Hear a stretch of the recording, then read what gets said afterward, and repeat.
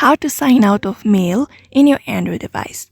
Hello everybody, in this video we are going to teach you how you can do it. So without any delay, let's start the video. For that, you may go ahead and access your Android device settings.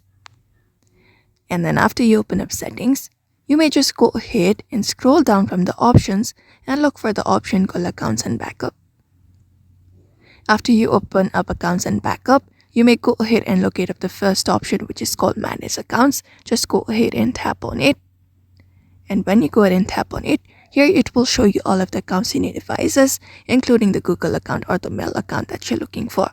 So just go ahead and navigate through the options and locate it up. Once you locate it up, you should be finding sync account, Google account, and an option called remove account. All you gotta do is simply tap on remove account from the option, confirm it, and once that is done, your mail account should be removed. You should be signed out from the particular account in your Android device. So that is it for now. You may follow up the step in order to do so. So I hope this video was helpful. Give it a thumbs up and subscribe for more tips and tutorials, and we will see you on the next video.